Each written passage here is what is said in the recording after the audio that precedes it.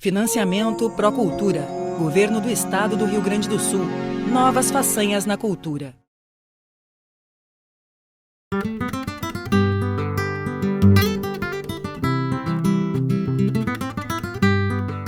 Buenas, gente amiga do nosso mundão de Deus! Nós queremos te convidar agora para acompanharmos, falando sobre a maravilha da arte de contar histórias, Sônia Luz, no nosso Margeando Histórias. Sigam conosco! Sou Sônia de Tembor Luz, contadora de histórias, e estou participando do projeto Margeando Histórias. E o nosso encontro de hoje vamos abordar aspectos da ancestralidade, a comunidade, a escola, o ato de narrar e aspectos da história da literatura infantil. O ato de narrar é milenar. Era através da oralidade que os ancestrais passavam para os seus filhos e netos a tradição, os costumes de um povo, de uma civilização. Era através disso que hoje a humanidade tem esses registros dos costumes de uma época, de um povo. O aspecto do registro escrito dos textos, eles margeiam principalmente 3 nomes muito significativos dessa nossa história, que é Charles Perrault, na França, que nos trouxe os contos de fada que hoje chamamos de contos de fada tradicional. Chapeuzinho Vermelho, A Bela Adormecida, A Gata Borralheira, Barba Azul, O Pequeno Polegar e muitos outros contos. Também é importante lembrar dos irmãos Grimm, na Alemanha, que nos trazem textos como A Cinderela, Rapunzel, A Branca de Neve, Os 12 Irmãos, O Gato e o Rato, O Lobo e as 7 Crianças, Os Músicos da Cidade de Bremen e também outros tantos contos que conhecemos. Mas é em Andersen, em Hans Christian Andersen, da Dinamarca, que nós conhecemos textos como A Pequena Vendedora, A Pequena Sereia, A Pastora e o Limpa-Chaminés, A Rainha da Neve, O Patinho Feio e tantos outros contos tradicionais que fomentaram a nossa infância e que até hoje são lidos e recontados de uma forma muito especial. Eu diria que todo contador de histórias deve começar a sua trajetória conhecendo esses contos tradicionais. Era ali que os aspectos da infância ou os nossos sentimentos, as nossas referências em relação a medo, a desejo, a sonho, muitas vezes se solidificaram. Então, nós como contadores, temos que trazer esses contos na sua forma original, na sua forma escrita lá no século XVII. Esses aspectos fomentam muito o imaginário infantil, porque a estrutura desses contos ela trabalha sempre com mistérios, com reis e rainhas, castelos, florestas, príncipes e princesas, fadas e bruxas, com mistério e também com as soluções inesperadas.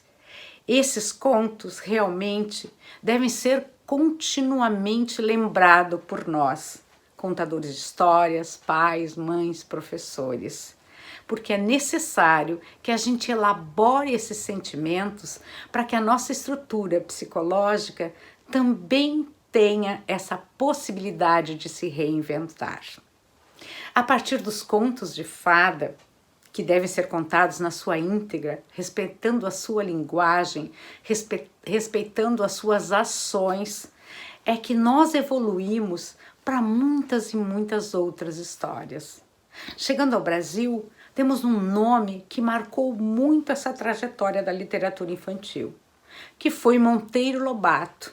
Não só pela criação do Sítio do Pica-Pau Amarelo e por todo aquele mundo mágico que nos propõe, transformando espigas de milho em personagem, transformando boneca em personagem, mas também o contexto que era das famílias tradicionais, onde tinham muitos filhos, onde os netos podiam visitar a casa dos avós, onde os avós eram contadores de histórias, e assim essa literatura brasileira foi se povoando de uma diversidade muito grande.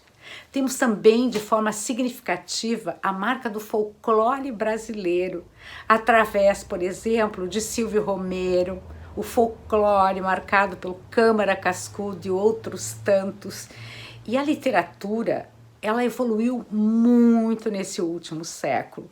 Hoje é possível nós relembrarmos grandes nomes da literatura, como Lígia Bojunga Nunes, Ziraldo, Ana Maria Machado e outros tantos escritores que abriram caminho para a diversidade que nós temos hoje, com uma quantidade muito grande de escritores, de contadores de história, de animadores culturais, que trabalham a palavra e a história como uma forma de transmitir conhecimento, mas também como uma forma de diversão, com uma forma de encantamento tão necessário na infância. E que esse ato de contar história seja também um ato de brincar com as palavras, de brincar com a poesia, com os trava-línguas, com os contos infantis adaptados dos contos anteriores, para que eu trabalhe com os contos adaptados, com Chapeuzinho Amarelo, o Lobo Mau, outras histórias de Lobo Mau. Eu tenho que trabalhar com os contos tradicionais que eu já citei antes, mas um bom contador de histórias trabalha com a diversidade na escolha das histórias, com diversos contextos, com diversos repertórios. E essa diversidade vai até recolher os contos de uma comunidade através dos avós, das pessoas que vivem naquele contexto, falando sobre o seu antepassado, sobre como eram as coisas, a educação, a cultura, os costumes, os alimentos daquela época, e também sobre hoje, como hoje a sociedade se reorganiza. O contador de histórias, ele tem um compromisso muito grande com as questões sociais.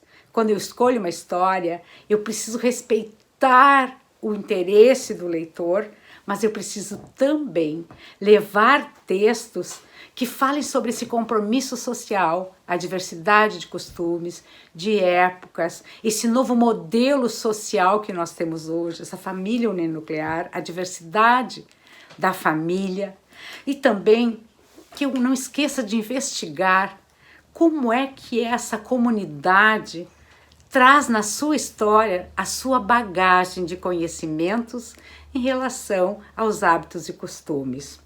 É importante lembrar que um bom contador de histórias, ele precisa nessa diversidade trabalhar com textos só ilustrados, por exemplo, e deixar que a criança povoe aqueles aspectos da ilustração.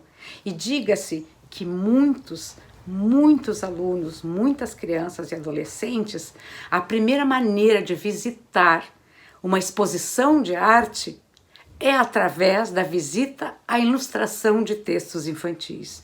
Temos grandes ilustradores, bem como temos também um compromisso com aquele texto que eu amo, que eu gosto, que eu escolho para contar. Então, esses diversos contextos, sejam no meio dos animais, as crianças adoram histórias de animais, sejam histórias que falam também da vida atual, que nos convidam a fazer uma reflexão sobre a amizade, sobre o compromisso que se tem com o outro, sobre a gratidão de se viver. E isso, felizmente, nós temos grandes autores da literatura brasileira. Para citar alguns, seria quase impossível, pois são muitos e eu não gostaria de privilegiar nenhum. Mas a gente hoje tem também um outro aspecto, que é o aspecto do acesso à internet, dessa leitura que se faz através dos meios digitais. que deve se respeitar, mas nada substitui o olho no olho, o sentar para ouvir histórias, o contar histórias que suscitem não só a imaginação, mas também a curiosidade pelo mundo em que vivemos. Então, o nosso compromisso como contadores é ter uma bagagem muito ampla, é levar aos nossos meios de contação de histórias, seja na comunidade, na escola, na nossa casa, mas uma diversidade muito grande, desde os trava-línguas, da poesia infantil, mas o importante é que nós tenhamos o conhecimento de grandes nomes da literatura brasileira, e que divulguemos esses nomes, que trabalhemos com as nossas histórias, os contos e cantigas do nosso Rio Grande do Sul, por exemplo. E o importante é que nessa diversidade nós iremos nos reconhecendo enquanto promotores da literatura, enquanto incentivadores do hábito de ler, enquanto apaixonados pela literatura infantil e pela literatura de um modo geral. Muito obrigada pela companhia de vocês. Até o próximo encontro.